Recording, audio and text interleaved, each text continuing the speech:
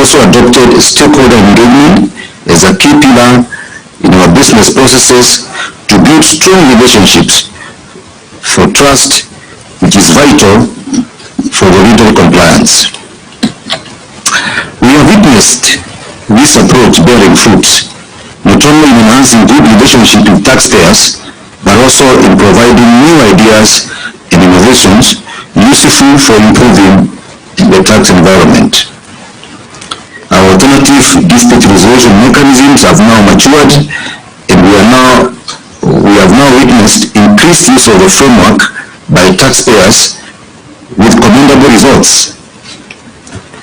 This further demonstrates our trust by taxpayers that the Revenue Administration is willing to engage and resolve disputes outside the lengthy and costly court processes.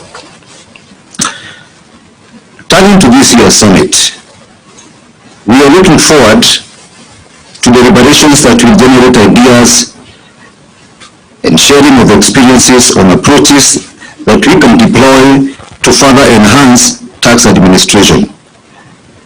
This will be achieved through panel discussions focusing on revenue administration under the current COVID-19 circumstances, and opportunities for harnessing the digital sector for sustained revenue collection and economic development. As we explore the global approach to taxation of the digital sector, we are also looking at exploring how African tax administrations will localize the proposed solutions. It is my wish that at the end of this engagement, we shall have developed new fundamental concepts which will become the pillars of various countries towards achieving economic sustainability even during these COVID-19 times.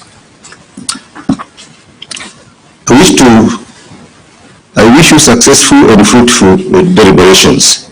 I now welcome the Chairman of the KRA Board, Ambassador Francis Mulaura, to make his remarks. Thank you.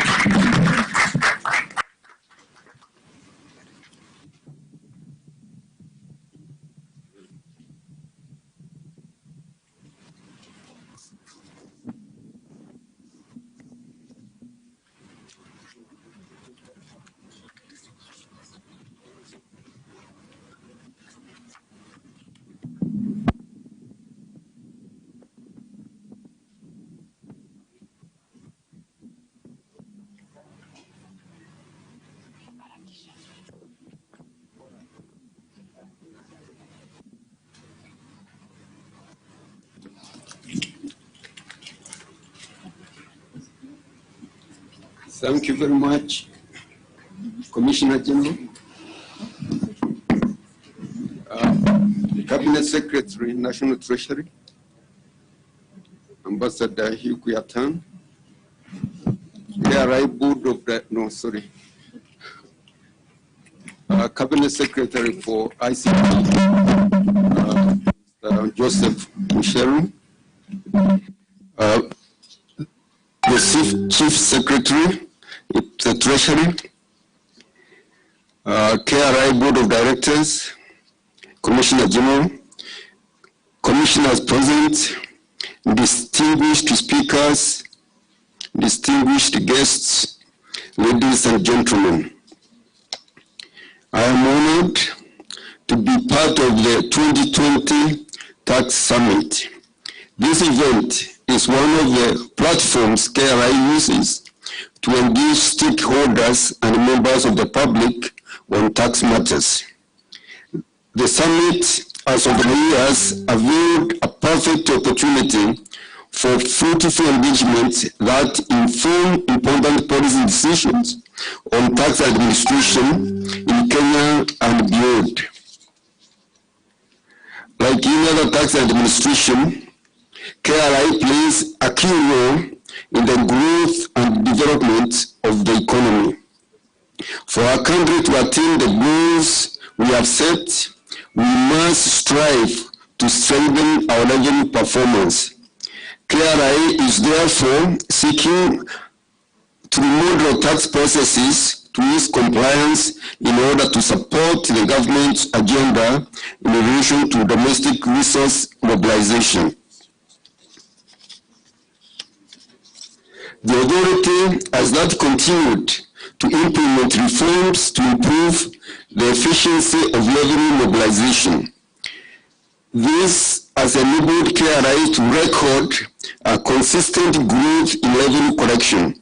For example, despite the challenges brought about by COVID-19 pandemic, the financial year 2019-2020 revenue collection hit a new record of Kenya shillings 1,606 billion shillings.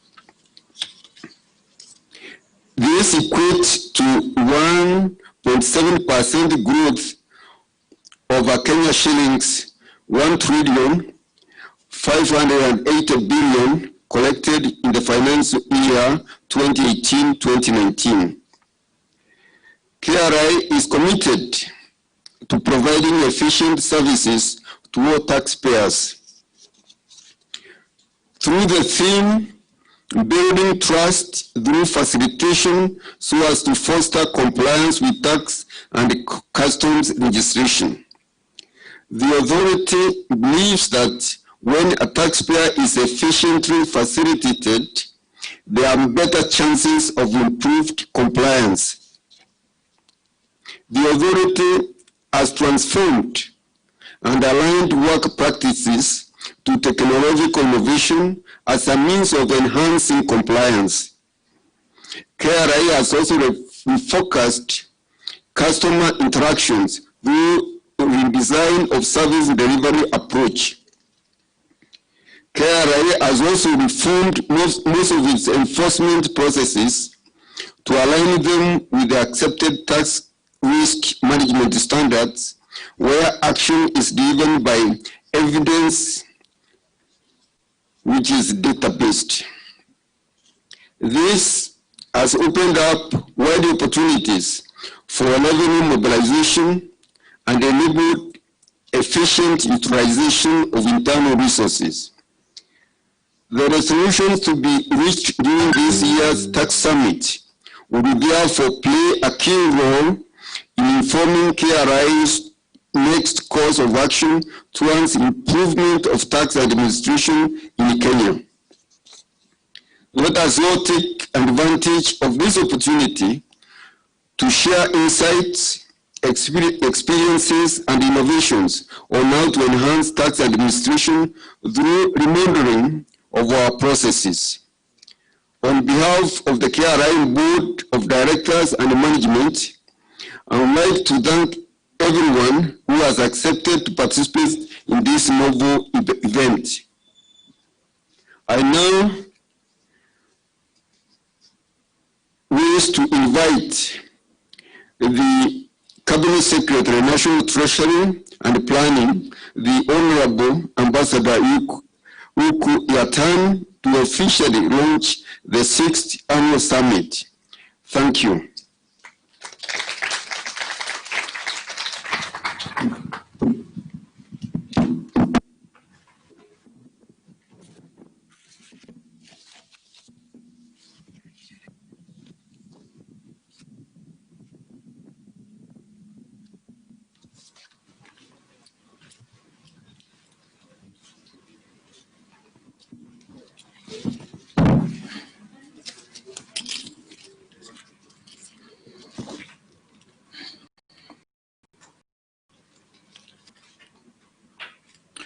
The Cabinet Secretary ICT,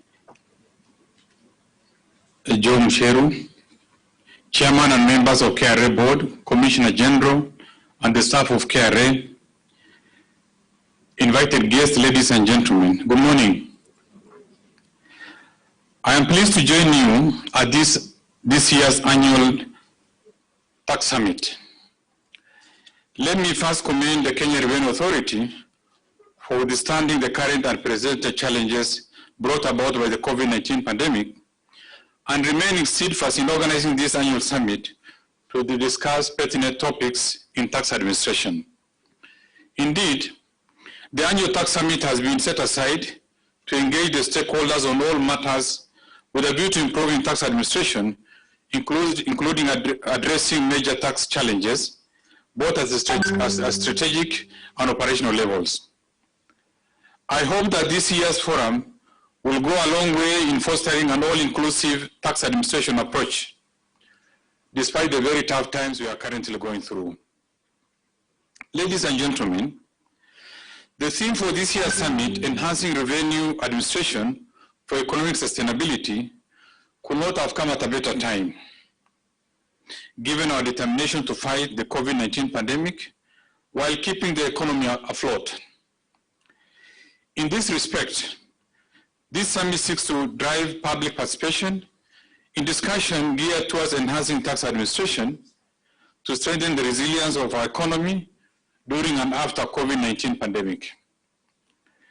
As you are aware, the outbreak and the spread of the COVID-19 pandemic and the extreme containment measures have devastated global economies, including Kenya. Sometimes we only look at ourselves as having borne the brunt of COVID-19, but it's all over the world. Most economies are even worse affected than ourselves. The pandemic has not only disrupted our livelihoods, to a great extent affected productivity in all sectors of the Kenyan economy, leading to contraction of 5.7% in the second quarter of 2020. At the climax of the shock, April, May, June, our economy contracted by 5.7% of GDP. But sometimes you may be alarmed by that figure. But when you contract this against the global economy, we are saying we are more resilient. If you look at South Africa, it contracted by 53% of GDP, US contracted by 30% of GDP, UK contracted by 20% of GDP. Here in the neighbors, Rwanda, economy contracted around the same time by 12.7% of GDP. So you can see it's a pandemic like no other and has shaken all the economies of the world, including even those big economies. Ladies and gentlemen, it's worthy to note that when COVID-19 struck, despite the dwindling revenues as a result of slowed economic activities, as a government, we swiftly moved in to implement measures to cushion the economy, support vulnerable segment of the population, particularly the urban vulnerable. People who are affected as a result of job losses, people who lost income as a result of the economic slowdown, where a number of industries and business entities were closed. You also know that there is compelling pressure for service delivery. Despite the dwindling revenue, there was compelling pressure for additional and enhanced service delivery. So what did we do? Firstly, in April 2020, we implemented the first phase of the fiscal policy measures to support our citizens and businesses. The measures included exempting pay-as-you-earn, persons earning Kenya shilling 24,000 and below, reducing corporate taxes on personal income tax rate and personal income tax rates from 30% to 25%, reducing VAT rate from 16% to 14%, and reducing turnover tax from 3% to 1%. Overall, the measures are estimated to cost the exchequer shilling 172 billion in revenue foregone by the government in one financial year. And that's not a small amount, it's heavy. The underperformance of the revenue are now taking away 172 from the steady revenue stream was not an easy decision.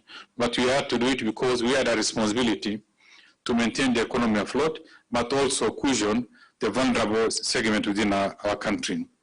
Further, we enhance liquidity of the business sector through payment of VAT arrears and verified pending bills, both by the national government and the county government, including even the state agencies, semi-state agencies. Why was that important? It's important because The injection of that liquidity of close to 50 billion Kenya shilling was able to keep businesses, particularly the small businesses, alive and float, given the enhanced liquidity in the country. Secondly, on the monetary policy front, the Central Bank of Kenya lowered the central bank lending rate from 8.25% to 7.25%, and later in March 2020 to 7%, signaling lower general lending rates, thus expected to support economic activity. Additionally, Central Bank of Kenya reduced the cash reserve ratio from 5.25% to 4.25%, thus availing more liquidity to banks for on-one lending and further raising the minimum limit for mobile money transaction from Kenya shilling 70,000 to 150,000, meaning in one single transaction through M-Pesa, you are allowed to send up to 150,000 Kenya shilling. Thirdly, we enhanced the cash transfer program with additional 10 billion in order to cushion the vulnerable Kenyans, particularly the emerging urban vulnerable as a result of job losses. This in addition to the annual budget of 30 billion that we administer through cash transfers to the elderly, to orphans, and the severely disabled. So this was able to support those segments within urban centers that were greatly affected. Fourth, to stimulate and sustain economic activities, we embarked on the implementation of the second phase of the support through the economic stimulus package, dubbed ESP. This program targets to disburse Kenya shilling 53.7 billion or 0.5% of GDP through labor-based activities in areas of infrastructure, education, business liquidity, health, manufacturing, tourism, sanitation, food, and agriculture. Properly, most of these were actually targeted at Kazi Mtaani, where we engage the most productive segment of the country, the youth, in activities geared towards service delivery for the welfare of those informal settlement dwellers. Fifth, additionally, we are also planning an elaborate post-COVID-19 economic recovery strategy, a clear roadmap on how we are going to now revive our economy and moving forward, which will reposition the economy on a steady and sustainable growth trajectory. In this, we are looking at utilizing the benefit of ICT, while also looking at additional resources through implementation of public-private partnership, where we can now going to tap resources within the country for efficient delivery of public good, rather than actually relying on borrowing. Ladies and gentlemen, as we implement these measures to cushion the economy and the citizen from the negative impact of pandemic, it's critically important that we continue to implement targeted programs that will foster economic growth and development. To achieve this, the government needs steady and sustainable sources of funding. We cannot embark on a roadmap that's going to inject resources into the economy if we do not pay for it. We have to. However painful they might be, we have to really support and grow our economy mainly based on our resources. In this regards, the government needs to raise enough revenue to provide the citizens with quality services like health, education, and infrastructure. Of course, you are all aware that as a country, we are dealing with a very informed population. Kenyans who cannot compromise for low quality service. They desire and they deserve and they agitate for more delivery of quality services. But this has to be funded, the cost has to be borne by the public. That's why revenue is critical so that for us to continue providing quality services, but also expanded services. It is therefore imperative for the country to focus on policy reforms that will enable efficient revenue mobilization. This summit, therefore, comes at an opportune moment when the government is considering appropriate policy interventions that will facilitate efficient and sustainable mobilization of that much needed revenue, so that we continue servicing that quality public expenditure. Ladies and gentlemen, allow me at this stage to highlight a few of the policy measures that we shall be implementing moving forward. First, we are considering a review of tax expenditures and incentives to minimize revenue loss. Over the time, the government has expanded the scope of tax incentives with a view to reducing the tax burden, attract investment, and encourage economic growth. These incentives included preferential rates of tax, enhanced investment deductions, tax reliefs, zero rating for VAT purposes, remission of taxes and exemptions. The effects of this has been a year in, year out increase in tax expenditure, which constrains revenue mobilization. Indeed, it's estimated that Kenya's tax expenditure amounted to 535.9 billion in the year 2018, close to 6% of GDP. Meaning we have to forego 6% of our GDP as a result of those exemptions and the tax reliefs. Have they impacted positively on the economy is a matter for debate for another day. Because we realize, as a result of this, there's been a lot of cheating, there's been a lot of wastage, and the intended benefits are usually not passed to the intended beneficiary, who are the people at the down, the pyramid of the expenditure.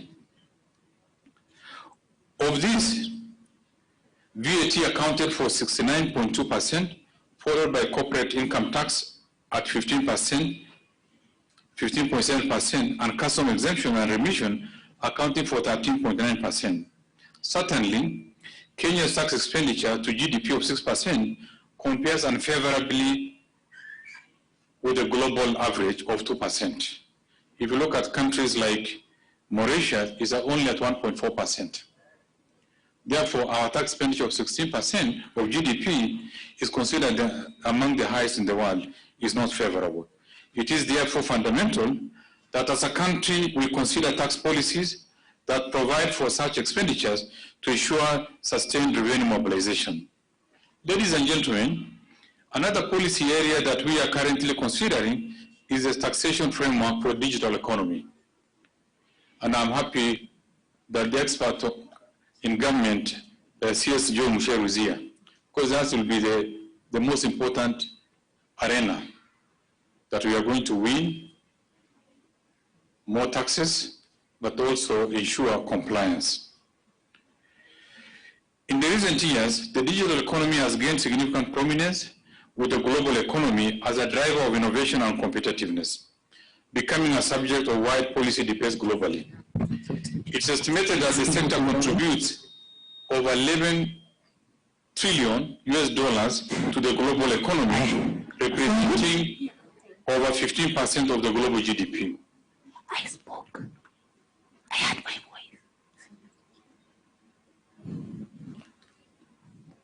I hope that is not from myself.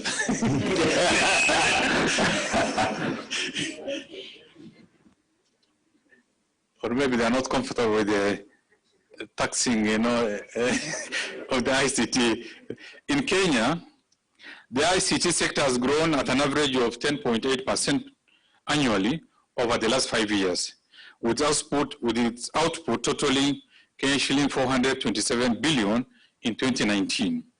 With the expanding internet penetration and the growing global innovation in digital technologies, it is expected that the digital economy will continue to grow exponentially, not just in Kenya, but also globally. With this, businesses are changing their models to take advantage of the opportunities presented by the new operating ecosystem, and tax administration processes and policies equally must align. If we pretend that we want to survive in such a competitive business environment without embracing ICT, I think then we are doomed. And that's what we should not allow. The migration to the ICT platform for businesses is not only huge, but beyond the expectation of the time.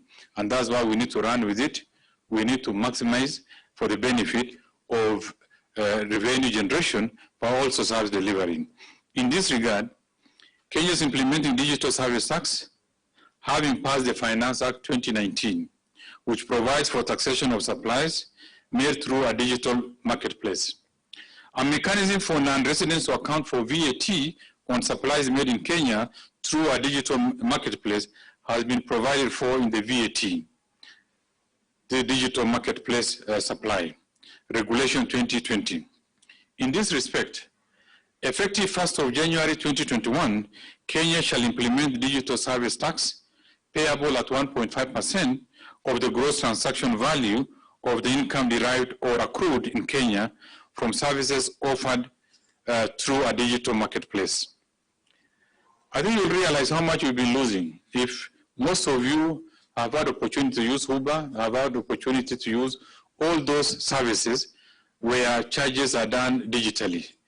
You can imagine the greater part of it are not charged, they are not contributing any revenue in form of taxes in Kenya, but income is earned elsewhere. I think this is what this tax, the digital service tax, is trying to cure.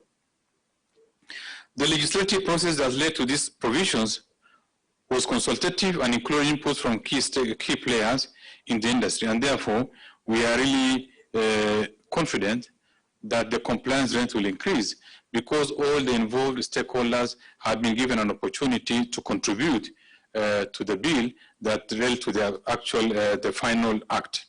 Ladies and gentlemen, this taxation of the digital economy will not only expand the tax base, but will also ensure equity in taxation system. I am therefore delighted to know that this will be one of the areas the summit will be focusing on. And I believe that we shall, at the end of this forum, come up with solutions that can further enhance the digital economy policy environment. Besides these policy considerations, we are also looking into ways of improving competitiveness of our business environment. A good business environment boosts the growth of industries, while a weak one can stifle productivity and profitability of businesses. According to the World Bank's doing business report, Ease of Doing Business Report 2020, the country's ranking improved from position 92 in the past years to position 61 out of 190 economies. And I'm sure the measures that we put in place since then will see us below 50, and it's going to send very clear and direct message to all businesses of the world that Kenya is ripe for doing business, it has all the necessary opportunities and the facilitative mode for businesses and investments to come to Kenya. Besides these policy considerations, we are also looking into ways of improving competitiveness of our business environment. A good business environment boosts industries, and more importantly, productivity and profitability of businesses. That's where actually we rely. We are planning, implementing various reforms, including full automation of government services to speed access while reducing the cost of access. The goal is to improve our ranking to top below 40. Actually, initially I said 50, but we are now looking at 40 in the next ranking and hope to do even better. And I'm sure in the course of time, we are going to be among the top 20 and become the hub, not only for the region, but also globally. We call upon the support of all stakeholders to make this goal achievable by playing our roles as expected. Not only government to provide that environment and facilitation, but also businesses to be transparent in the way they conduct business and undertake their obligations as required. In this regard, we shall continue working to streamline fiscal policies with a particular attention to tax and custom policies with a view to promote industrialization, encouraging local investments and enhance revenue collections. I believe this forum will provide a good opportunity for us to deliberate on various topics with both global and African focus. We are looking forward to innovative ideas that will help us improve tax administration and subsequently enhance domestic revenue mobilization. I know I've said more than I should have said, but because this is supposed to be a more engaging session, that's why the critical stakeholders have been invited. And it's now my pleasure to declare the 6th Tax Summit officially open and wish you fruitful deliberation. Thank you very much. And is it to come in the scene or Okay, please. Thank you very much and God bless you. Thank you very much. Honorable Ambassador Okoye Tani, the Cabinet Secretary for Kenya's National Treasury. You've covered quite a bit of ground, which sets the stage for this tax summit and for the conversations that we are going to be having here over the next 2 days. And for that, Bwana CS, we thank you very, very much. Please continue to stay with us because we would like to take a photo. You know, we want to remember this session, we want to remember this moment and what extraordinary times that we have got. We'll be getting into our discussions in just a little while. I'm seeing many of you who are expressing your views already, starting to give comments and questions via Zoom. That's what we'll be taking that, including Peter, who says he cannot wait for the discussions. Neither can we all. So we'll be getting to that in a moment. But first, I'd like us to just have a photo session. If you would please indulge us, Bwana Okoye Tani, the Cabinet Secretary for Treasury. We'd also like to have a CS in the Ministry of ICT, Mr. Joseph Mushero, as well as KRA board members. If you can come up here, we'll begin with you. We'll just take 2 photos. We'll start with you and then we'll have the commissioners joining in. Please make your way up here. And as we have that photo session taking place, for all of you who are watching us from across the world, I should mention, let's take a look at a short video that just talks about the taxes and revenue that has been collected in the country by the Kenya Revenue Authority and the role it has played in economic development in the country. Let's have that as we do the photo session.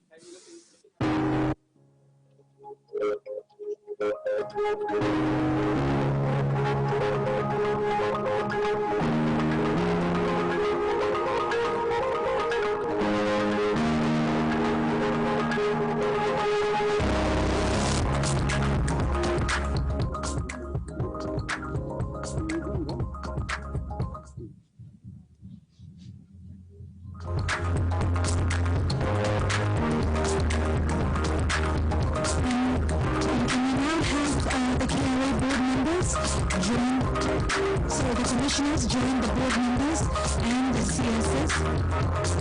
Can we have the commissioners?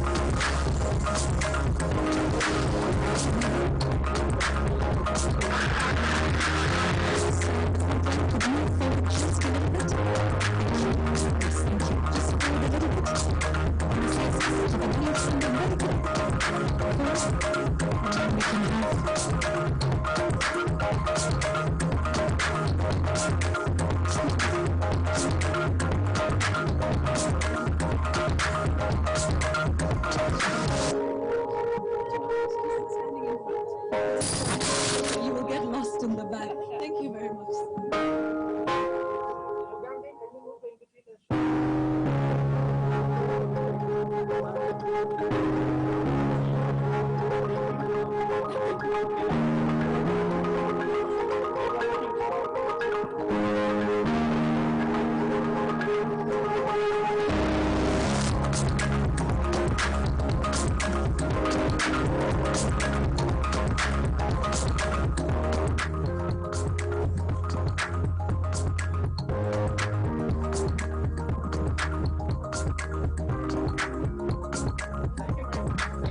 Thank you, ladies and gentlemen.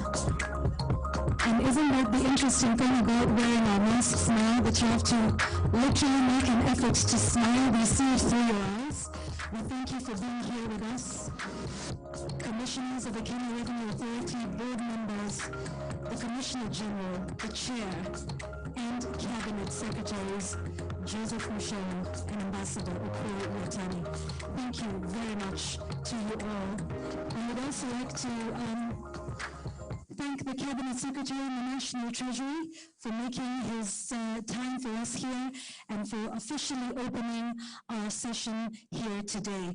We're ready to begin our first set of discussions. So let me lay it out. Remember, we are here physically, practicing social distancing, wearing our masks, and we're also joining this session virtually. We're live on Twitter, on Facebook, and on YouTube, and we're also live to our special invited guests on Zoom as well.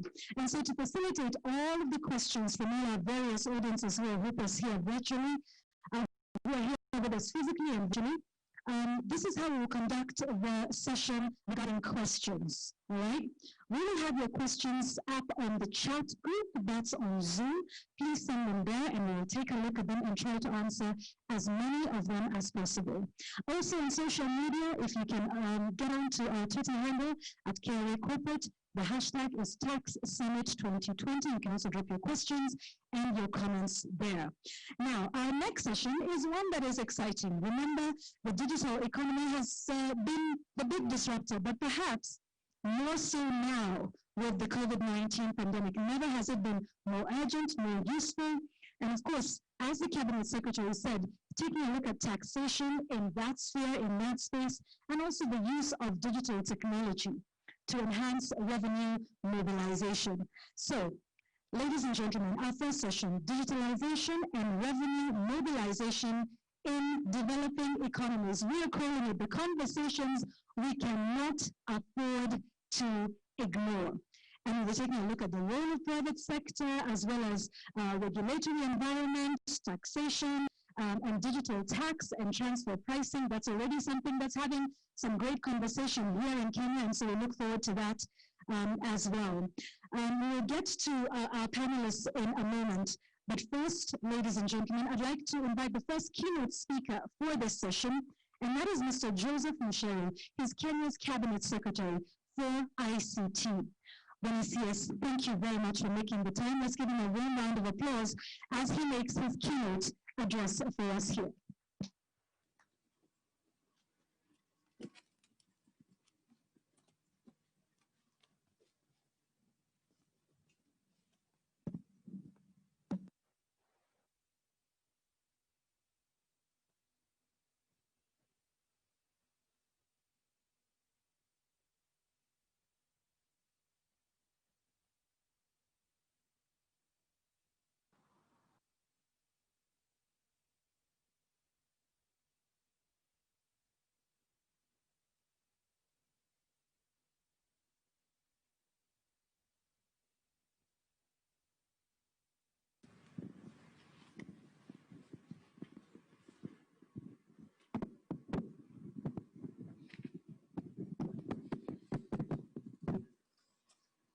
Thank you very much. Yes, that's a lot better.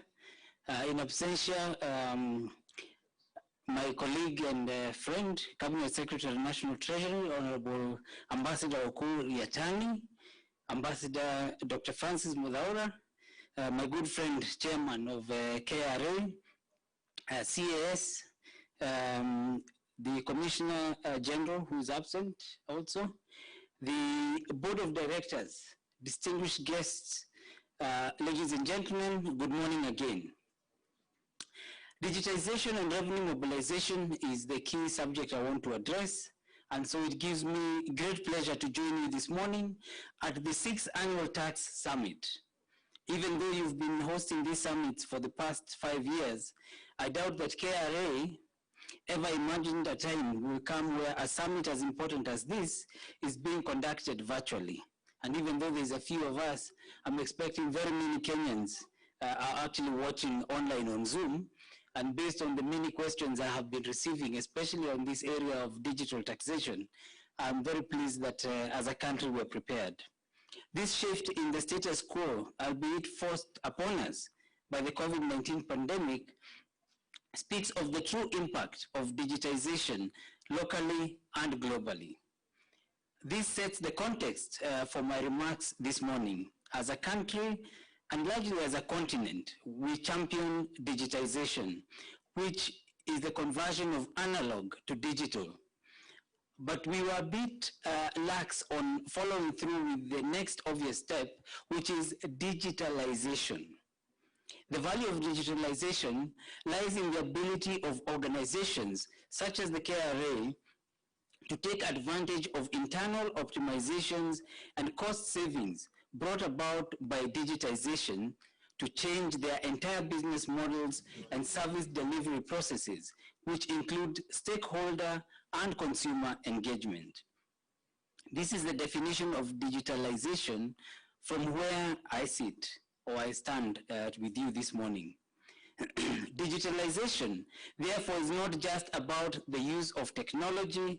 It calls for radical corporate changes, support at the topmost leadership level, and must always look at ways of empowering staff and making life easier for the consumer.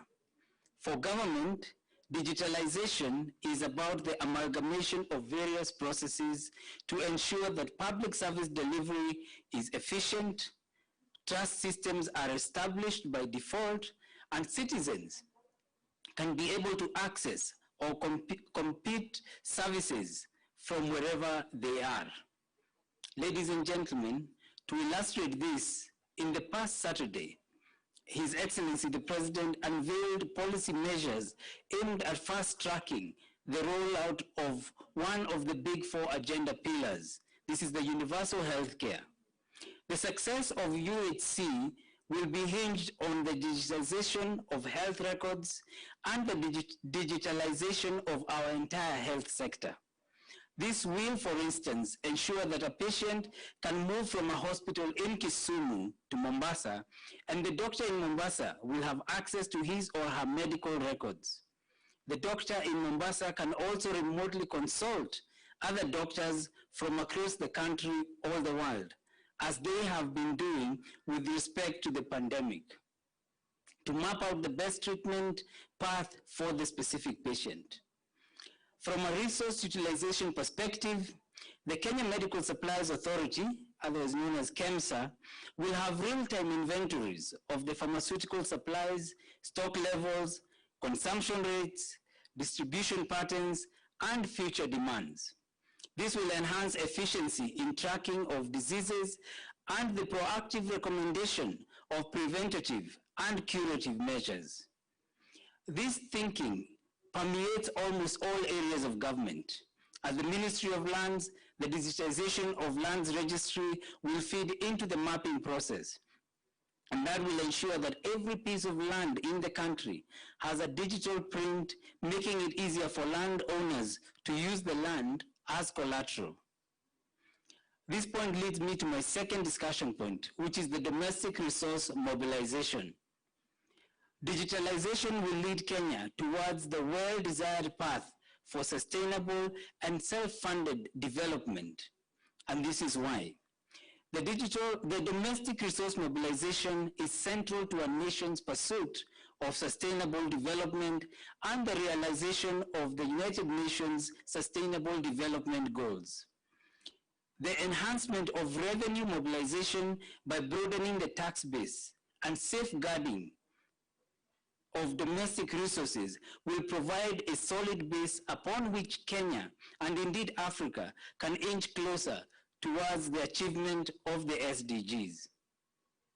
Increased DRM is 100% dependent on the digitization process and records across government and the digitization of the processes in government.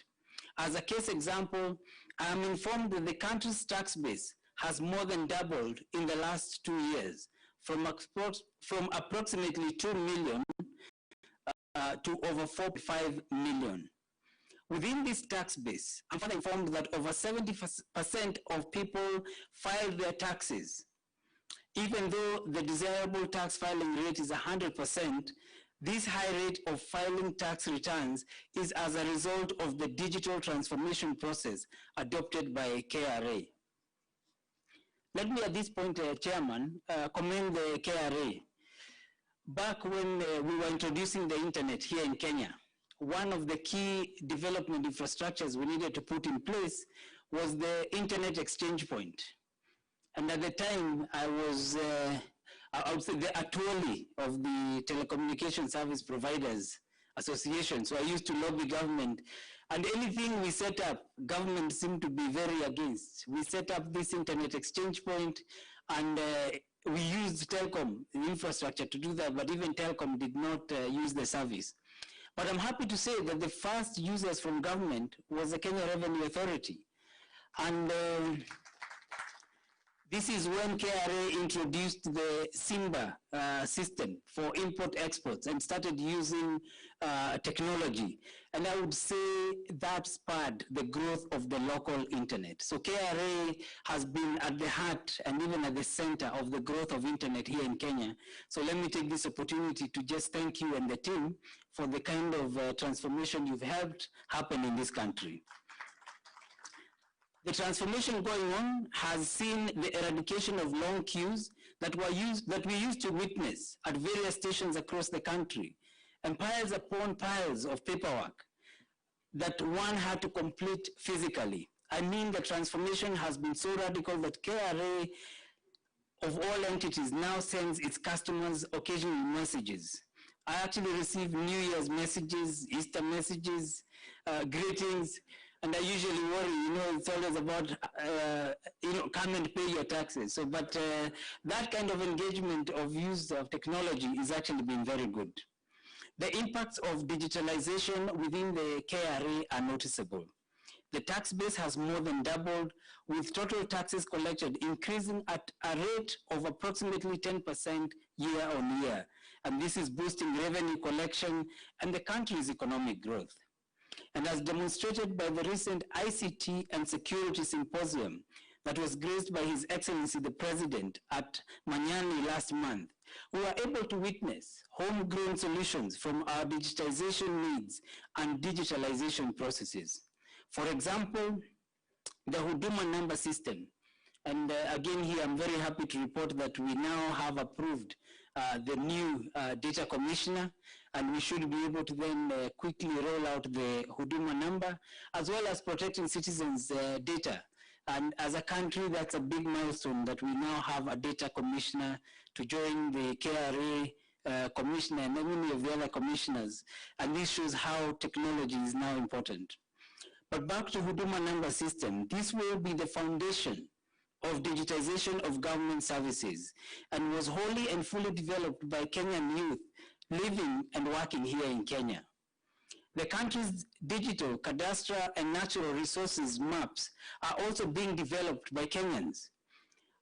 An initial quote by an external entity had placed the cost of completing this work at over 30 billion shillings. The Kenyan team is doing this at a fraction of this price and at a much faster rate. These maps are going to help even KRA in revenue collection across the country. And really, as an example, Nairobi has a significant number of properties. From what has now been mapped, we have over 1.9 million properties. And I'm sure, Commissioner General, if you check how many people have been paying taxes, we've not even crossed the 400,000 properties. So here is an area where you can already begin to collect more taxes from the right people, and even maybe excuse some of the mama bogas and let them grow their businesses. These two homebred solutions, amongst many others that were showcased at Miami, exemplify the new ways in which Kenyans will interact with government services.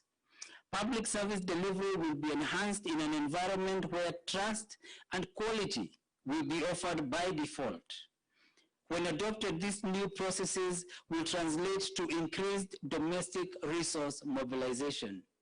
So, ladies and gentlemen, the digital economy is itself a significant contributor to any country's GDP.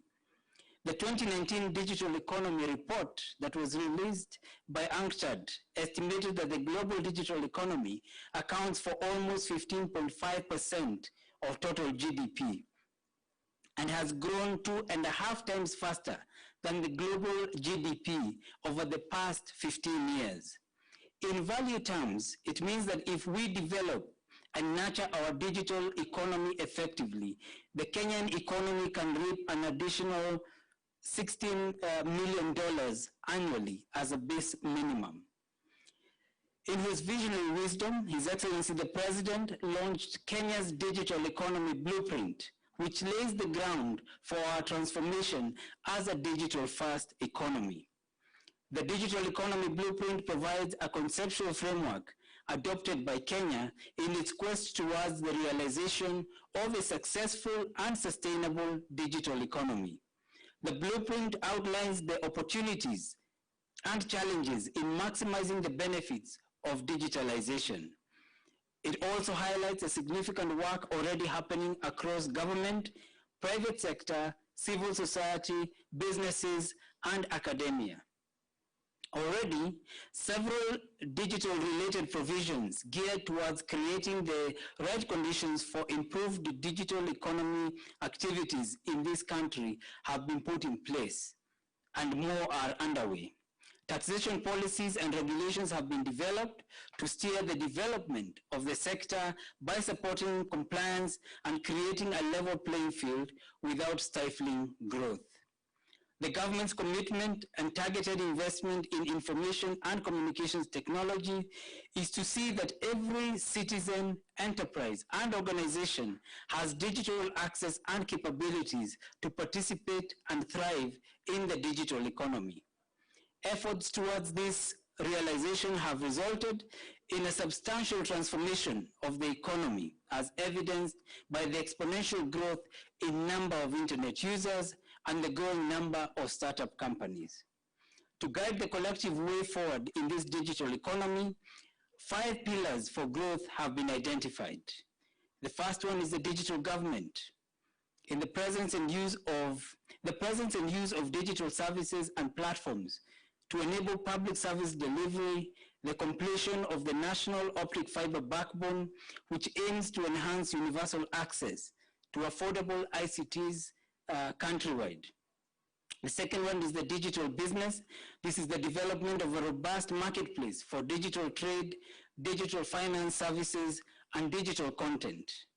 The third is infrastructure, the availability of affordable, accessible, resilient, and reliable ICT infrastructure. And the fourth is the innovation-driven entrepreneurship. The presence of an ecosystem that supports homegrown farms to generate world-class products and services, which help to widen and deepen digital economic transformation. And finally, 5, digital skills and values.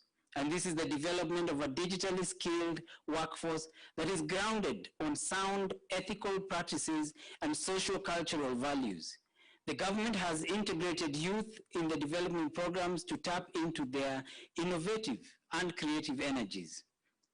So elaborate plans are being made to bring all the youth targeted programs under a single contact. This is a one-stop shop to facilitate youth involvement and empowerment in development programs and to support job creation and expansion opportunities.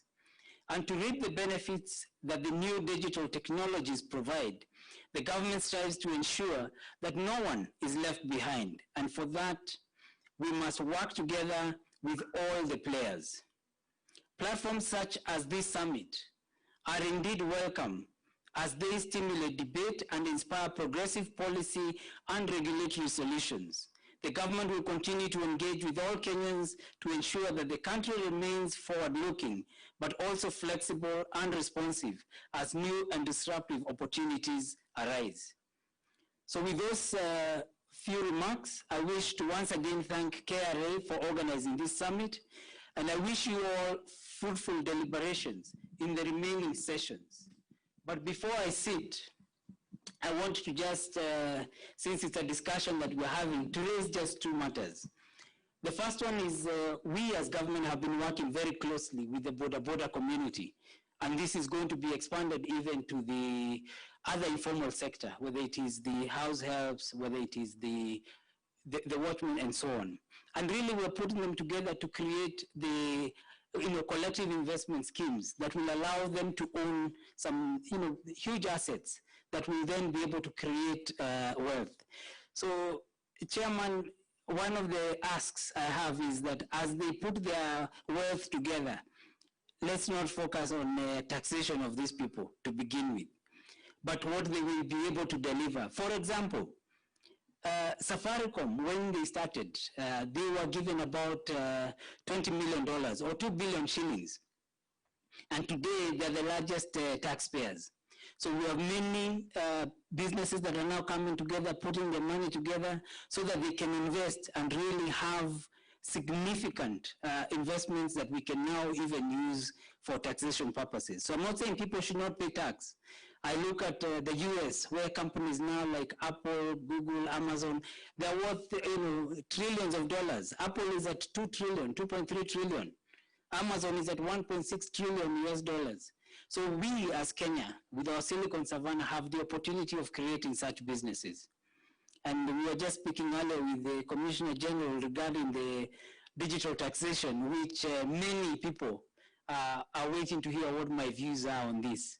And I want to be clear, we cannot as a country be able to progress and be a digitally enabled economy if the digital economy is not paying tax.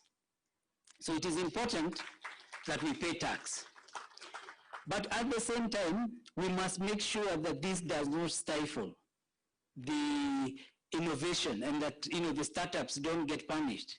So I would encourage all of you who are interested in the taxes also to support the BBI, because under BBI all the startups get 7 years tax-free. I'm not sure it's something that KRA is fighting for, but you have your window, even as you discuss.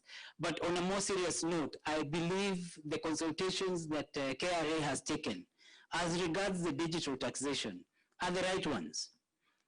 And I say this one, having set up a local business, which is now Zuku, or Wananchi Online, and you know what was required in terms of paying taxes, and at the same time working for a multinational, that was Google, and looking at how much tax was being paid. I'm very glad that KRA has noted that the digital economy is not going to be double taxed. So if you've already paid in some of the taxes, and I'm sure they will explain, you're not going to have to pay double taxation, which seems to be one of the biggest fears that the sector is having. I have to say that I believe with the technology and the opportunities being provided, these taxes are also being put back into the sector. Ambassador Attorney, CS National Treasury will tell you that a lot of investment is going into the digital economy and digital businesses in the country. So I'm looking forward to the many discussions that are there. We're still open for comments, but I am very encouraged with the developments that are ongoing. Asanteni sana, and God bless you all. Thank you very much. Mr. Sis in the Ministry of ICT, that's Bwana Joseph Musheu, a man who has great experience in this country and is no doubt in the very right ministry, and we'll be steering this conversation. And Bwana Sis, I hope you will stay with us for this session because there's much to discuss, and we would really benefit from a lot of the insights that you would have to give us, both from local experiences and also from your work at the international scene. We're going to get into a panel discussion, and now that the Cabinet Secretary has laid the ground for us, I'd like us to now listen. Like we told you, we've got our panelists, we've also got viewers and audience members who are joining us from across the world. And now for our second keynote speaker for this session, ladies and gentlemen, Mr. Pascal Sanama. He's the Director for the Center for Tax Policy and Administration for OECD. That's the Organization of Economic Cooperation and Development. He is joining us live from Paris and will now give us his remarks. You can take a look at your screens for that. Remember, the hashtag is Tax Summit 2020. Ladies and gentlemen, Mr. Pascal Sanama. Good morning to you all. Thank you very much for these words of introduction. I'm extremely happy to be with you. I have to say I'm extremely frustrated not to be with you physically, but life nowadays is difficult and travel is almost impossible.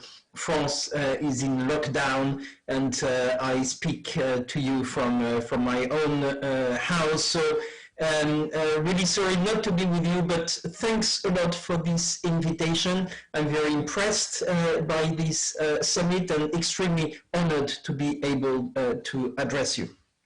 I'm in charge of international tax at the OECD, which is a grouping of developed countries. But as regards tax, I think things have changed quite dramatically, and I have special words for Kenya in this new environment, because Kenya has been very much involved in all the international tax work we've been doing for the past 10 years.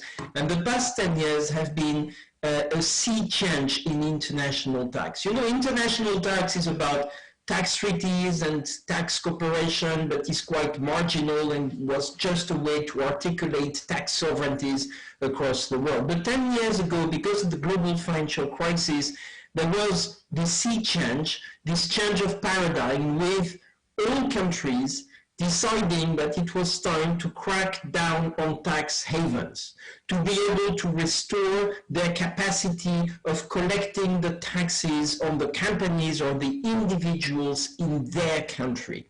And the OECD and the directorate that I'm in charge of, the Center for Tax Policy and Administration, were mandated by the G20 to conduct that work. Not only did we conduct that work, did we put a lot of pressure on Switzerland, on Singapore and other bank secrecy states so that we would put an end to bank secrecy, but we also did act in the field of the taxation of multinational companies with a great project called Fighting Base Erosion and Profit Shifting, the BEPS project. But I would say even more importantly, we have tried and we are trying to get this debate on international taxation a truly global debate, not only for the 37 members of the OECD, but for all the countries in the world which would like to join and would like to reinstore their taxing right and make sure that they don't suffer from globalization from a tax perspective, that they stop suffering from tax competition, but instead that they could really assert their tax sovereignty by strengthening cooperation with the rest of the world. And that's where I have some special words for Kenya, because since the beginning of the establishment of the Global Forum, which is this body today with 171 members dealing with exchange of information, making sure that there is a peer review and that all countries in the world can get access to the information on the bank account held by their residents abroad, Kenya has been, since the beginning, a very active member of the Global Forum. At some point, the commissioner of KRA was a member of the steering group. Another example is the fact that Kenya hosts one of the academies, one of the tax academies, which have been put in place by the G20, by the OECD. And in this tax academy in Nairobi, you have financial prosecutors, you have tax investigators, you have anti-money laundering units working together, coming together to exchange the best practices, to exchange views on how to better share the information, on how to train the tax investigators so that they would be sensitive to other issues like money laundering or like corruption. And same with other law enforcement agencies. So we're extremely proud that this first academy outside an OECD country, it was initially created in Ostia in Italy with La Guardia di Finanza. Kenya was the one to host this academy for Africa. And I could have many other examples, and I will, because it's important to recognize the fantastic relationship and activism of KRA in the field of international tax. For instance, Kenya, which has invested a lot of resource in improving transfer pricing capacities. You're one of the first African countries and one of the most advanced African countries in dealing with transfer pricing issues, which are complex issues and which can be a great source or big source of tax avoidance by multinational companies. Kenya, thanks to your work and investment, you are deploying these capacities in other African countries. We have an initiative that we are co-managing with UNDP, the development program of the United Nations. And this program is called Tax Inspectors Without Borders. The idea is to put skilled tax inspectors in other countries which are seeking to strengthen their capacities. And the best way we think to strengthen capacities is not to learn by the books, but to learn by doing. And therefore, when you want to do an audit, you don't have much capacity, you call Tax Inspectors Without Borders. We find tax inspectors who are skilled in this area on transfer pricing, and we deploy them in the country, and they do the audit of the company with the local inspectors. Kenya is one of the countries from the south deploying technical assistance from the south, and you know that the UN and all international organizations and countries in the world very much favor this south-south cooperation. Kenya is also leading by example in that field. So that said, and these congratulations being made, maybe let me touch upon three hot topics in the field of tax. And these three hot topics, I think, have to be put under the banner of couple of very important themes. My predecessor, who made, I think, an extremely inspiring and refreshing speech, touched upon them as well. One is domestic resource mobilization, which is extremely important. And I would say at the time of COVID is even more important. There may be debt relief to favor or not to penalize developing countries too much, but the real challenge, I think, is domestic resource mobilization. And the other big topic, cross-border topic, is about the digitalization of the economy, this transformational change which is occurring everywhere, and also in Kenya, as we could see, with many aspects on tax policy. How do you adapt your tax system to these challenges? But also in tax administration, how can you change tax administration so that it moves from an old model towards a completely new model with not only an e-administration, but a tax administration which would be digitalized so that taxpayers would have a much easier life with tax administration, and that tax administration would be more efficient. So under this banner, I would like to brief you on the current work at the OECD Inclusive Framework and the OECD Global Forum. First, and starting with where we've had the most progress, I mentioned the work we did on putting an end to bank secrecy, increasing transparency, making sure that interagencies or different agencies could work together. I think we have made tremendous progress. Kenya has benefited them. We need to go further. We need to go further to make sure that African countries, that Kenya can take full advantage of the information which is provided to you, but also that Kenya can move towards automatic exchange of information, which is the real way to ensure that you have all the information on all your residents having bank accounts abroad. So that's something that we are fully available to support Kenya on.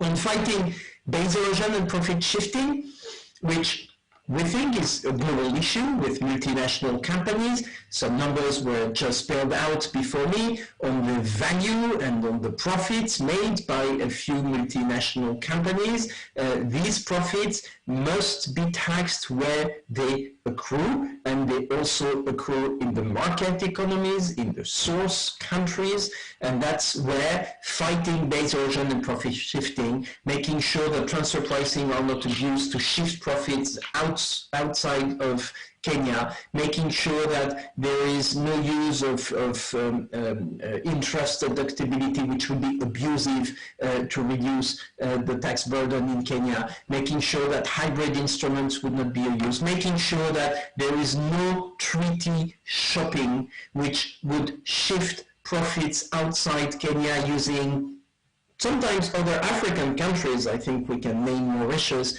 They're known for being a treaty shopping hub. We've made good progress there. There is a multilateral instrument to fight treaty shopping. There are a number of instruments that Kenya has put in place, and I think that collectively we've been able to come to a better place. However, there is much more to do, and we currently are struggling with a big project, which is to address the tax challenges of the digitalization of the economy.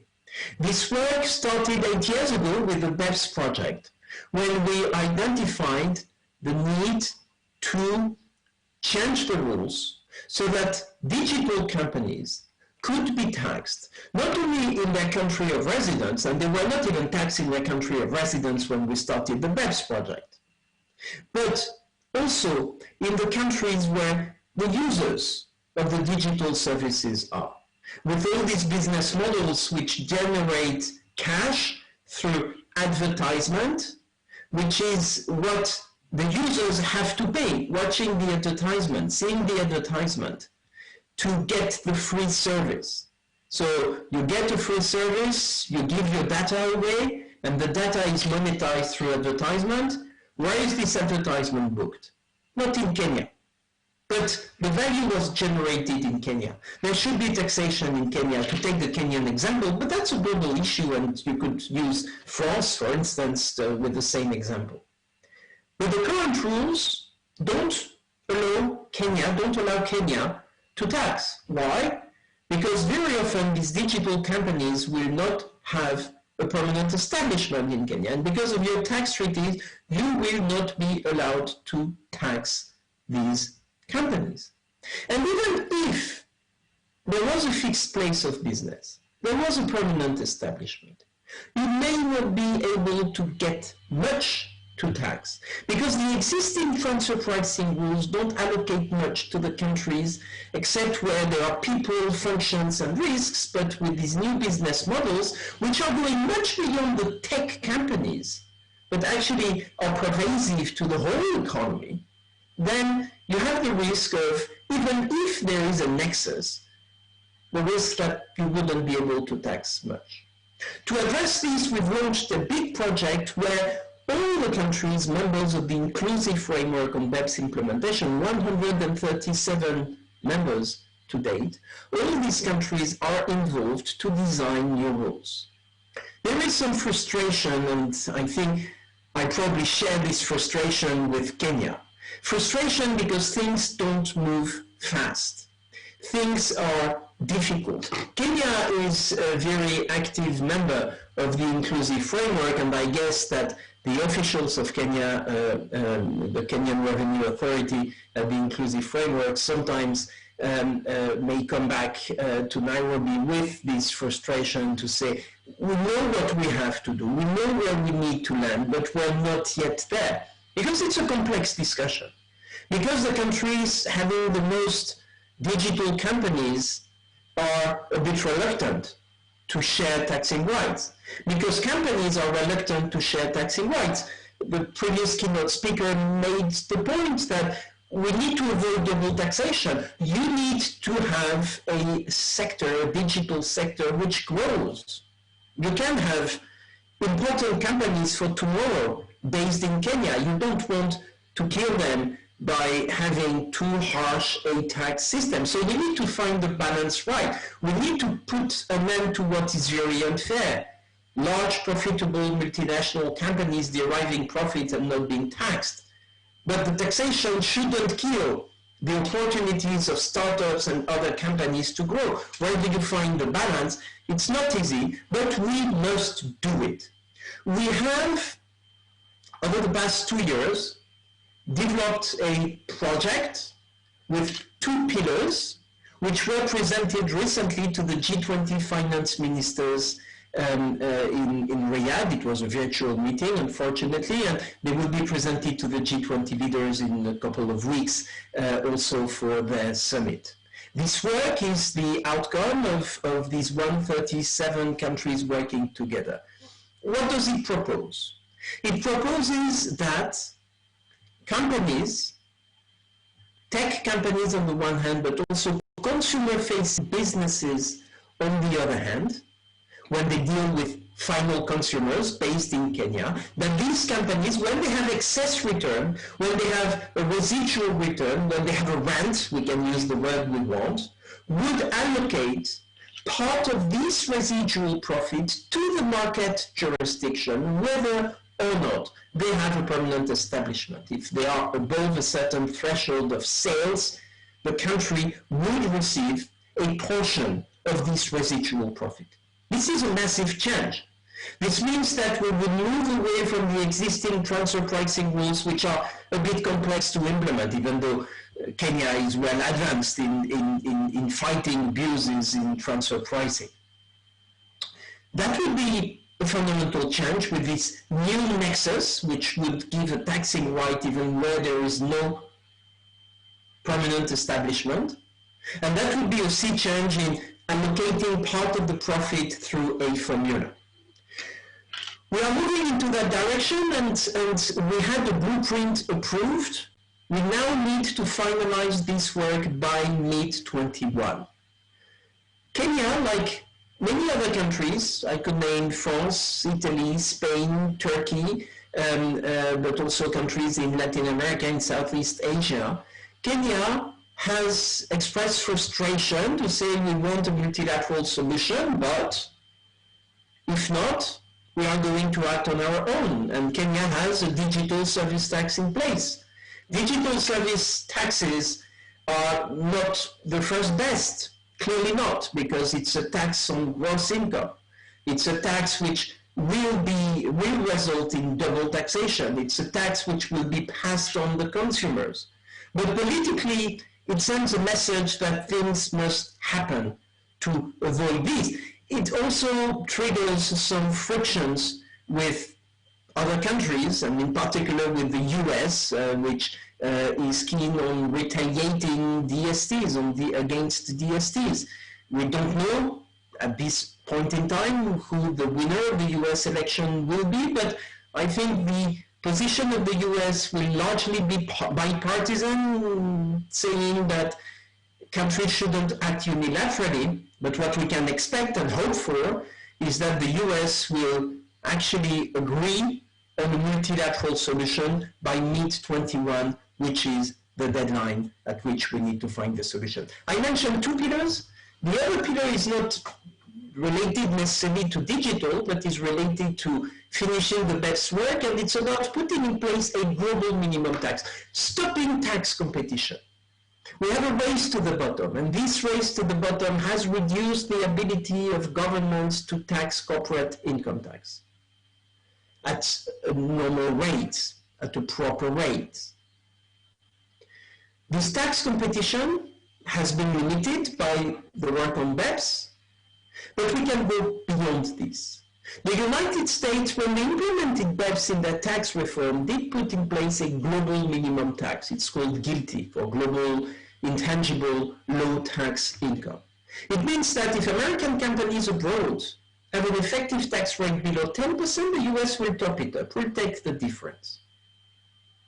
Other countries should move in the same direction, and not only for their companies, but for the foreign companies acting on their territories, if these profits go to places where they are not taxed, and if they are not taxed in the country of residence.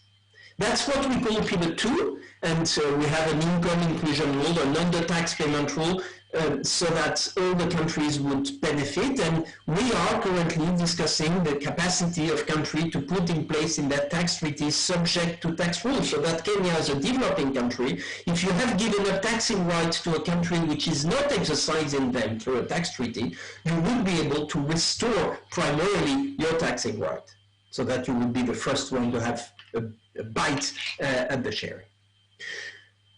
We have also a deadline, which is mid-21. If we don't agree at the inclusive framework with you, with other African countries, half of the African countries are members of the inclusive framework, if we don't get agreement, then countries will have to move unilaterally. And that's not good. That's not good for developing countries. That's not good for developed countries. That's not good for anyone, especially at the time of COVID. The world growth predictions are pretty gloomy, and they will not improve because the virus is still circulating actively. African countries are hit badly. We need to have cooperation. We need to have an approach which will not harm growth, which will limit the negative impact of COVID. So be aware that we are fully available to you, to work with you, to work with African countries, to work with ATAF to find a global solution. I would like, in the remaining 2 or 3 minutes of my address, to mention a couple of other elements. Digitalization is not only about how to tax tech companies, and I mentioned that this would go beyond technical companies, but digital companies, but it would include consumer-facing businesses. But tax policy is not only corporate income tax. There is a real challenge at VAT, value-added taxes. The services provided by digital companies and by other companies must be taxed at VAT. Otherwise, you have a distortion in the competition between local retailers or local service providers and foreign service providers. We developed rules in 2015 to ensure that VAT could be imposed and collected on foreign service providers. Imposed, that's logical. You need to have VAT so that the price that the consumer will pay will be the same, because it will include VAT, but also collected, because it's one thing to say, oh, it's taxed, and it's another thing to get the tax in the coffer. And we have developed with the global forum on VAT, and Kenya is extremely active in that global forum as well, and then can make the link with ATAF because it's a Kenya Revenue Authority official who is the chair of the VAT group at ATAF. We have developed rules where procedures where the companies can provide the tax to the country in an easy manner. So that's something extremely important, and we need now to develop toolkits with African countries and so on. Finally, I would like to finish with something specific to the tax administration. After all, that's a conference from KRA. Tax administrations will have to change. They are changing. They have not waited to change. But this change can really be fundamental. We have a forum on tax administration at the OECD, and this forum on tax administration, which gathers the tax commissioners of many countries, and Kenya has been active in that group too. This group is going to meet at the end of the year, sometime in December, and we look at a report which is a tax administration 3.0. 3.0 because we can now move to a fully digitalized tax administration, and for African countries, there may be something like a revolution which could happen. Moving from a paper-based administration to a purely digital administration, because now all the people have smartphones or new ways of communicating, and you can change the tax administration, which could also trigger a change in the tax policy. There is a fantastic example in Russia, where the Russian tax administration having been able to put in place applications to fight the informal economy, which is something which could be great for African countries, where if you are a service provider from the informal economy, you can very easily fill your form on an app on your smartphone, and you don't have much to do. And therefore you're incorporated in the formal economy and you become a compliant taxpayer with, of course, specific regimes to incite you to come to that mechanism. But we can create together some extremely handy and efficient tools to have this digitized tax administration. I would like to conclude by just sketching out the overall environment. In this crisis, the COVID crisis, we need to ensure that countries can exercise their sovereignty, that they can collect their taxes. But to do so, they need to cooperate. We need tax cooperation. As frustrating as it can be, because it's slow, because you have to fight countries which may be big countries and then countries which take too much advantage of their position. As frustrating as it is a necessity. And we need all countries on an equal footing because that's a global issue. But we also need to be effective, we need to be efficient, we need to bring changes. We have been able to do it when you look at what's happening on exchange of information. We need to continue that work. We need to be confident that we can complete that work in 21, in particular on the tax policy, on the digitalization of the economy. But beyond this, we have many other tax policy issues. We have VAT issues, we have tax compliance issues from taxpayers, we have the digitalization of the tax administration, we have to fight the tax crime and other financial crimes. And by working together, that is something we can achieve. And I'm proud to report, and again would like to thank you and and congratulate KRA for this. KRA is part of this global community, is very active, and is a voice to defend African interests and Kenyan interests. So thanks again for your invitation, and I wish you a very fruitful meeting. Thank you very much. Thank you very much. Let's give him a round of applause for that. I do hope he doesn't log out and continues to stay with us so that we can continue with this conversation. Some fantastic examples about what Russia is doing. Maybe we can emulate some of those examples, contextualize them locally to ensure that we are also getting in line with that. Now, I will take a seat because I will be inviting my panelists now to carry on with the discussion on digitalization. And as I do that, we will watch a little something, because I'm sure Banasias will be happy to note that KRA is taking lessons and ensuring that they're incorporating digital technology to make access to services by taxpayers much easier. But first, I just want to remind you that registration for the summit is still open. summit.kra.go.ke. Make sure you log on there and you can register and still be part of this. And also, hashtag #TaxSummit2020 on Twitter. That's at KRA Corporate. Any questions and comments that you've got, let's have this discussion together. So don't forget to do that. Let me invite my panelists up here, and then we'll watch that video I've been telling you about. Let me tell you who we have to carry on with this discussion. We have Mr. Rafael Kamoto. He's the Director, Strategic Partnerships, Planning, Monitoring, and Evaluation at the African Tax Administration Forum. He'll be joining us virtually. Also coming up here is Mr. Mukesh Shah. He is a member of the Board of Directors of the Kenya Revenue Authority. Engineer Leonard Ithao, who's a member as well of the Board of Directors of KRA, if they can make their way up here.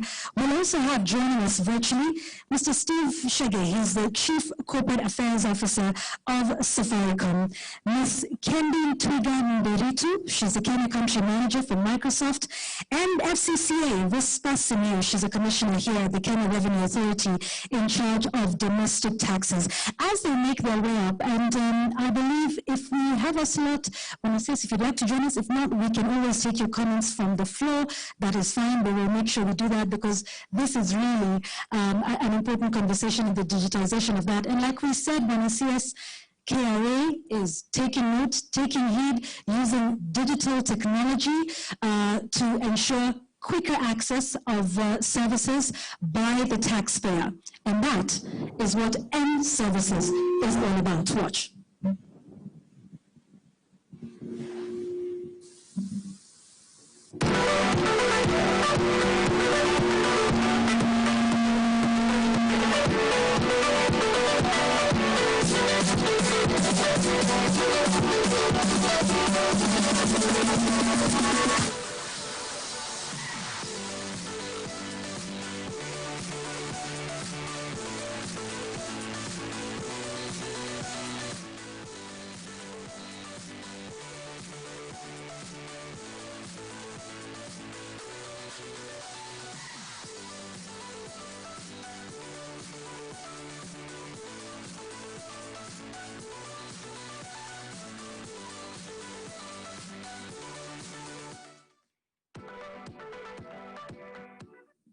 Indeed, making it much easier to access services and pay your taxes.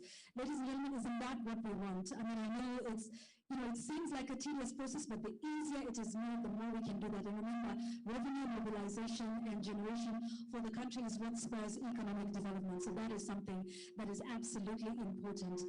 So for each of our guests, they will get a moment, about 5 minutes, to just give you opening remarks on the topic at hand, and then we'll get into a number of questions. There are any questions from any member of the audience, please do so in the chat. That is on Zoom. We'll be taking our questions from there. We'll make sure we get as many of them answered as possible. Also on Twitter, Tax Summit 2020 is the hashtag.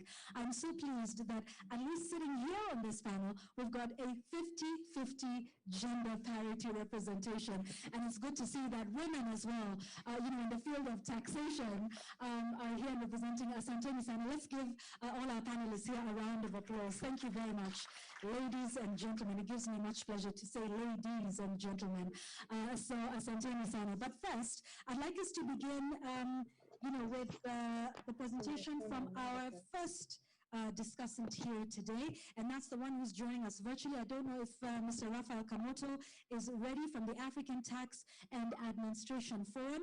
Let's hear from him. He's joining us virtually. He'll have about 5 minutes to make his presentation, and then we'll come back here. Mr. Rafael, good morning. I believe from where you are, it is morning as well. Thank you for joining us.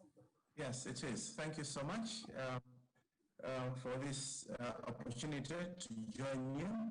I'm representing Africa Tax Administration, and I would like to give my congratulations to you, Cabinet Secretaries, the Chairperson of Kenya Revenue Authority, Commissioner General, and all keynote speakers, and all panelists. And as I said, I'm representing Mr. Logan Watt, who is not here because we have a General Assembly at ATAF. As you know, ATAF has been in existence since 2009, and Kenya has been a member right from the start. And in our work, we're working with tax authorities to enhance technical capacities for effective and efficient domestic resource mobilization. And this works towards the African Union Agenda 2063 and also the UN Sustainable Development Goals 2030. Now, on the international scene, as Pascal has mentioned, we've been quite active. And within ATAF, we created 3 technical committees. There is Exchange of Information Committee, a VAT committee, and also a cross-border taxation committee. Now, the cross-border taxation committee is the one that's been dealing a lot with the international tax issues. And as Pascal mentioned, we're also very pleased and we would like to congratulate Kenya because the chairman of that committee is actually Kenyan. And within ATAF, we have Anthony Monanda, who's an expert in international tax affairs. So we're very happy with that. Mr. Chairman, just briefly to recap the matter that we're talking about. In our discussions with various African countries, they have reported concerns about the tax challenges that they face as the economies become increasingly digitalized.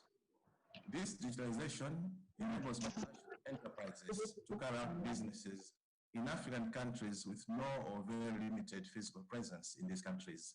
And this makes it difficult for the African countries to establish taxing rights over the profits the MNE is making from the activities it carried out in a specific African country. And as was discussed, this is due to the current international tax rules that only allocate taxing rights to a country where a non-resident enterprise creates sufficient physical presence in that country, creating a nexus in that country. And the business models that enable the MNE to carry out business in an African country with no or very little or limited physical presence in that country represent a significant tax risk. A lot of examples have been cited by commentators. Some of them would cover the fact that business models like social media platforms, search engines, and online marketplaces are part of the examples. But digitalization is more than that. It actually raises a number of challenges relating to the broader economy because of the increasing impact on the value chain of a wide range of businesses. And these changes to value chains are raising questions as to whether fundamental changes are needed to the two key underlying principles of the international tax rules, these being the nexus rule.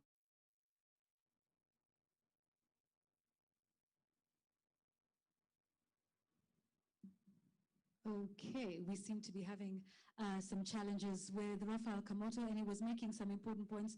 We will come back to him as soon as we get that. But perhaps we can now speak to you, Mr. Mukesh, to just give us your opening remarks. We will definitely try and reconnect with Rafael in a moment. Thank you very much. Welcome everybody to this 6th Tax Summit. It's a very interesting journey for KRA to be hosting these summits and gaining knowledge from participants and enhancing our capabilities in the authority. Specifically to today's subject, KRA has been looking at digital services and digital taxation for the last 2 or 3 years, and it's been an interesting and in a sense a painful experience of what to come up.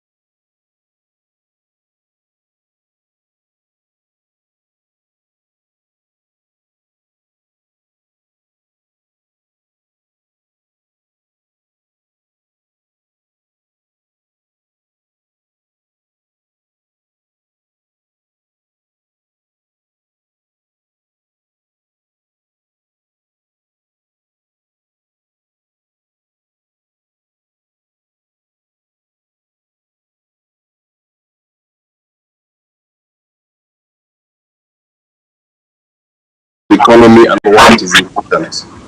What I'll do is give you some statistics that could help us shape this discussion around fintech and what can be gained if it is better managed. So we all know Safaricom is a taxpayer. We've been the largest taxpayer to KRA for a number of years. But more importantly, all of over our 150,000 suppliers are tax compliant. We do not onboard anyone to work with Safaricom unless they are remitting their taxes to the KRA. And this is something we always audit to see that this is being done. So companies like ourselves and the private sector, what they can do is increase the tax net by ensuring that everyone in their supply chain also participates in paying taxes. The other point I'd like to mention is we supply voice, SMS, and data services to over 35 million Kenyans. We also run a service called M-Pesa, which you all may know. But more importantly, M-Pesa is moving large sums of money to the economy. Just to give you a snapshot, and this is statistics from April to June this year, M-Pesa moved 446 billion shillings for customer to business payments, 385 billion shillings for business to customer payments. Business to business payments amounted to 994 billion shillings. P2P, person to person payments amounted to 722 billion shillings. Customer to government, however, was a low number of 8.73 billion shillings. So what does this tell us? The data tells us that there are a lot of transactions being done through our platform, and also the fact that this could be an opportunity for KRA to be able to trace where these transactions are leading to and see if taxes are being paid for this value that's being created by our platform. In that regard, I'll rush ahead and say that we have to ensure that the right protocols are followed in terms of data privacy, so that any information that comes from KRA or from Safaricom or any private sector player meets the strict requirements of our Data Protection Act. And I remember CS Mushemi has just mentioned that they have appointed the data commissioner. But the fact is, this information is there, this information is available, and the challenge for KRA, which I laid out even last year when I attended this summit, is to increase its tax net by ensuring that it's able to find these new sources of business that are being done in a digital way and find a way to have those people pay tax. Now, this is what we have found out. We are supporting very many SMEs at Safaricom, and we're also working hard now in the recovery phase as we all come out of the COVID pandemic. We have identified over 240,000 merchants, and we're going to work with them in a number of ways, increasing how they do business and how they're able to transact using the M-Pesa platform, and also giving them small loans over a period of time.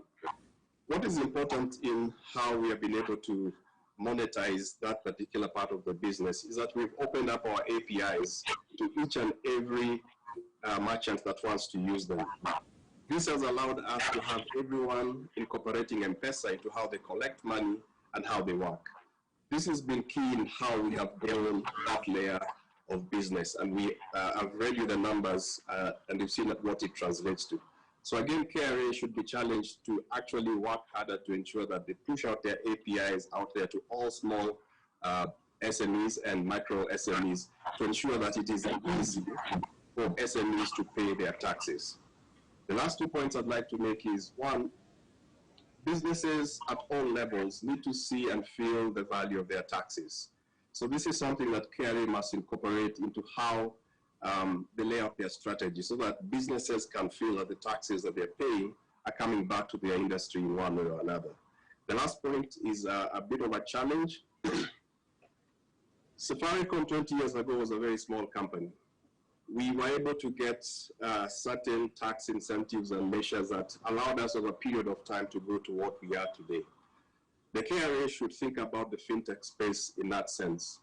There are many companies that are currently in fintech, but we see a lot of them petering out and dying because of one reason or another.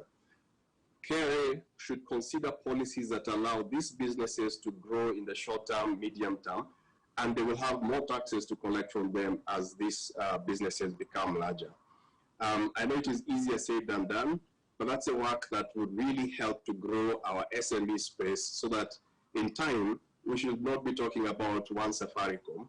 Hopefully we can be talking about 10 or even 20 Safaricoms. And this will be a big return to KRA and our government and the whole tax ecosystem. So back to you, Yvonne. Indeed, thank you very much, Steve Shenderman. He raises some great figures and statistics. I mean, if you're having the taxes are being remitted from customers to government, then just a tiny fraction of what is being traded, the gross value of transactions, between customers and businesses. I mean, I think he mentioned, what, 446 billion from customer to business payments, and then customer to government is 8.7 billion. So there's clearly hundreds of billions out there, that need to come to KRA, that need to be mobilized and collected. They would then be used, and like he says, providing value for the taxes as well. And so I guess that would be the interesting place, Engineer, if I were then to just take it from there, because this now right away falls into your docket. Thank you, Yvonne. I'm delighted to be here. To give context to this discussion, I think I would like to take a journey to when I was a small boy growing up in Nairobi. And going to the market meant going to the council market, Malakiti, for shopping. And I believe then, in the early 60s, the taxation matters or mobilization was done by taxing the individuals and the groups that were bringing the food and vegetables to the market. So it was fairly simple. In the early 70s, my mother had a grocery store in one of the estates, and there people were coming together. There were different kinds of shops, and occasionally we used to have people called tax inspectors who used to come and visit and ask my mother for the books.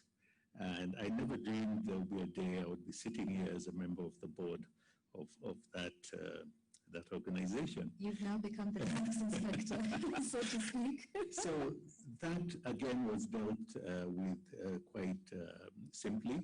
And then in the 80s, as you know, we had the evolution to shopping malls and the like. Again, there was possibility for proper revenue mobilization, but complexities came in that you have organizations that own multiple stores in the country, and were not very clear on where costs were coming or what profits were. But still, I think because it was located within the geographical location of Kenya, it again was possible for the authority to manage some sort of efficient revenue mobilization. Now, about 10 or 15 years ago, when digital money came into Kenya specifically, and again, I quote my own example. I have children who are in their 20s now, and from the time they were 18 years old, I have never exchanged physical money with them. It has been digital money. They carry out 100% of their transactions in the digital world. So that is where we are today. And how do we as government mobilize the necessary resources for development and the things that we aspire to? We have to change and we have to evolve with the changing circumstances.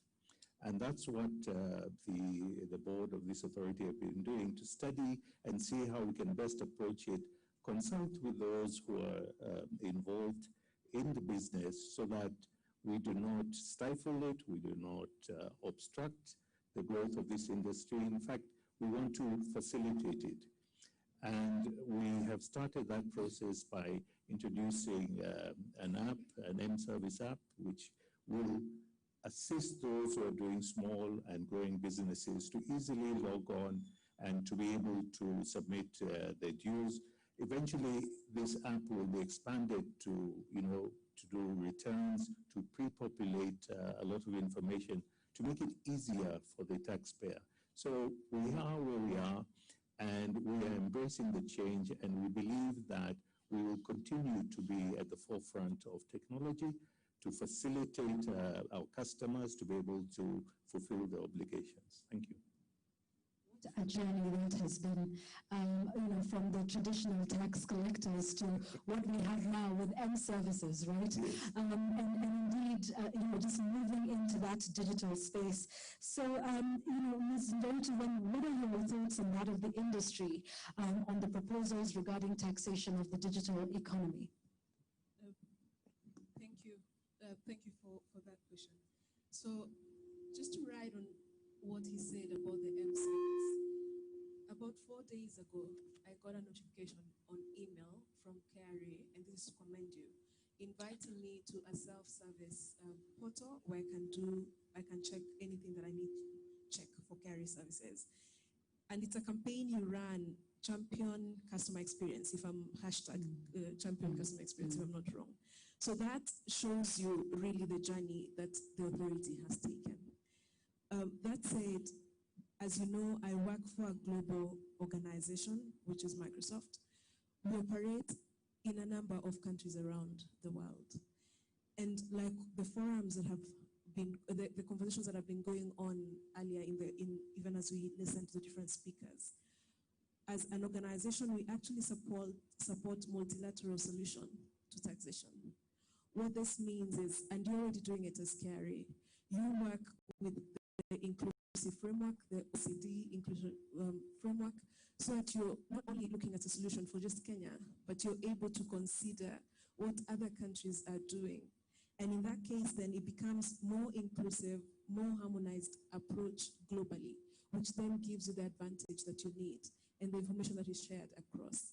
Of course, that shared information is facilitated by technology.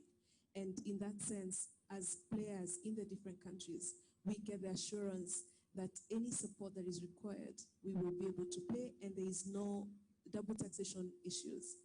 Of course, in terms of digital services, the taxation of that, it's inevitable.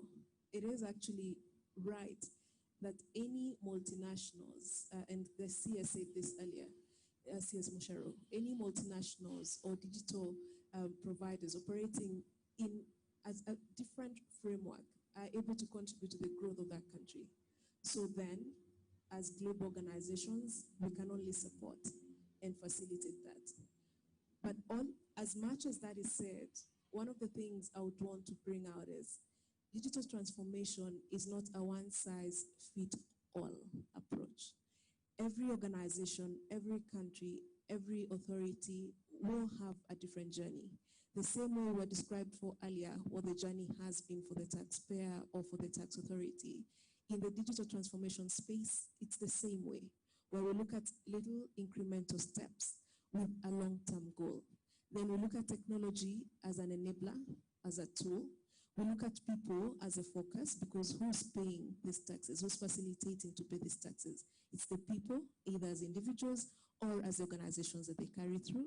And then we then unlock the value for the authority and for the respective countries. So if we consider it in that sense, then indeed the journey would be smoother. Indeed, and it's, like you said, not a one-size-fits-all.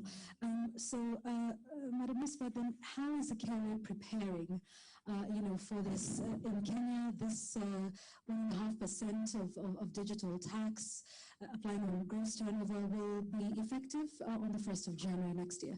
What are some of the preparations that KRA is putting in place, for this digital taxation, even working with stakeholders like Ms. Ndoto, as she's talked about some of the ways in which you can create solutions that are tailor-made for different persons, different organizations?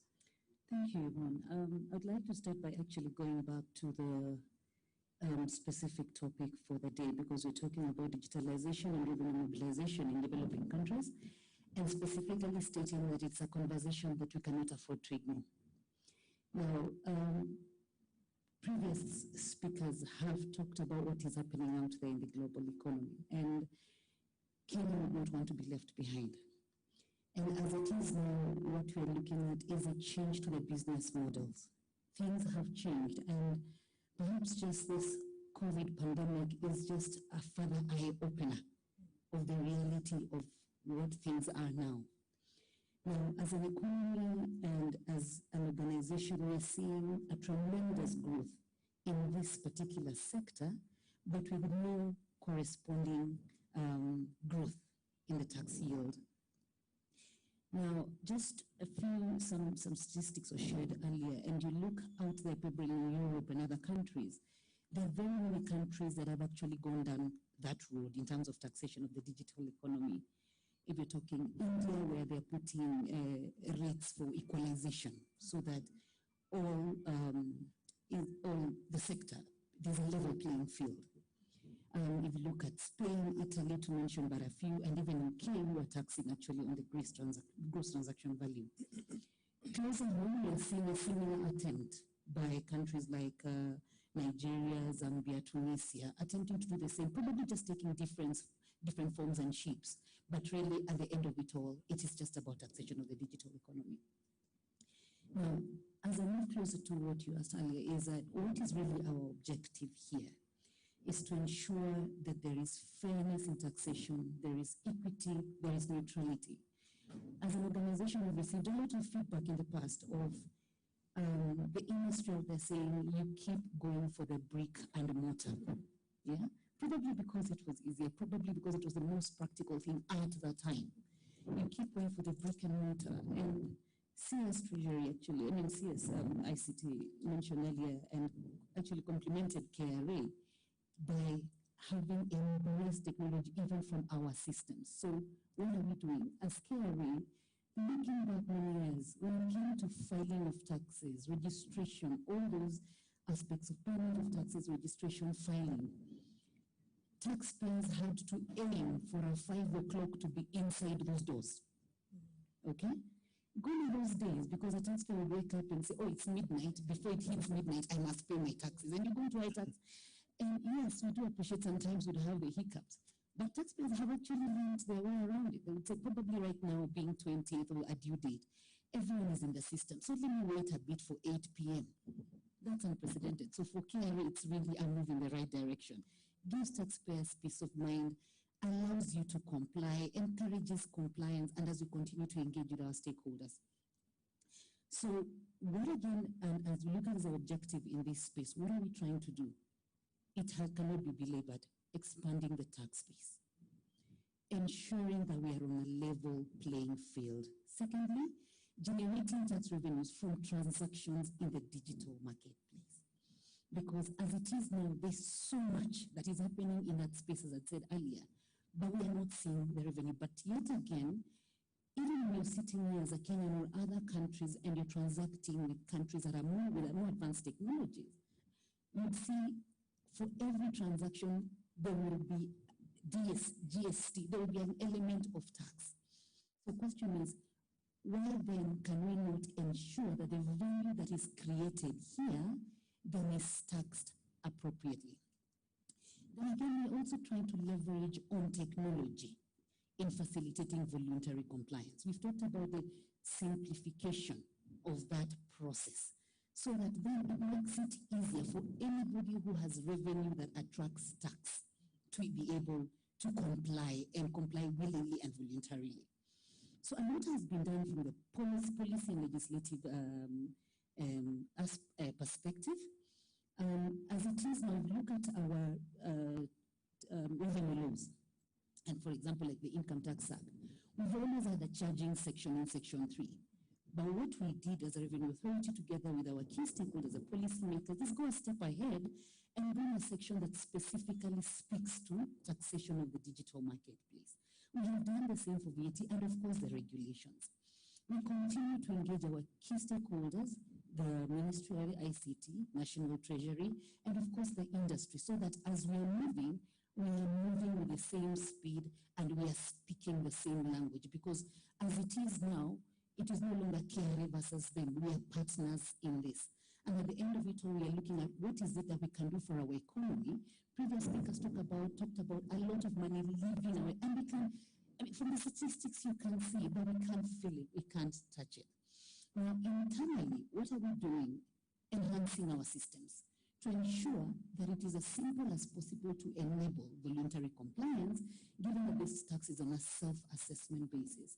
We are improving capacity of our staff, of our officers dealing with this particular aspect of tax, engaging in technical forums, receiving technical assistance that I mentioned earlier, IMF, OECD, ATAF, to mention but a few. So quite a bit is being done in that space. Engaging with banks, to see how best then can we implement. So it's not a one-sided conversation. We're actually having conversations with all the relevant stakeholders. Thank you. Yeah, a collaborative approach, and I think, that is important. And that brings me to my next question. If we can get a microphone down to the Cabinet Secretary in the Ministry of ICT. Manasseh, we'd love to hear from you because we've heard Kerry talking about the collaboration. And there's also, producers, exporters, and innovators of digital services. And now that we're taxing this space, could you talk to us about how you're preparing the citizens in collaboration with all of these? And also to address Steve Chege when he talked about, from Safaricom, when he spoke about, now plowing that value back, to those in this sector. Perhaps you could talk to us a little bit about that from a government perspective. Thank you very much. I'll keep my mask since I'm not... The first thing is that the digital economy is here to stay. And we're going to see growth after growth after growth. If you look at the kind of innovations that are coming out, I set up an ICT advisory committee at the Communications Authority. We had a challenge at Konza Technopolis, that, hackathon. And when you look at the kind of innovations that are coming out of the country, we must support those innovations. We must see new businesses coming up and competing with what Safaricom and others have shown ahead. All that requires funding. And one of the challenges I found when I got into government is that each time I talked about ICT, people would ask, but how does ICT come in? What you don't even contribute anything. There's no tax. And I'm not saying that now we want to tax people so that then you can get money, but there's always a question about it. And what COVID has done, even right now, is that everyone has seen the capability of technology and really what we can do in terms of efficiency and as a country, how we can move forward. So the first thing is that we're not operating in a vacuum. Most of these services are global. Companies come, they'll hire people, they'll work from here. And so you've got the multinationals, and you also have the local companies.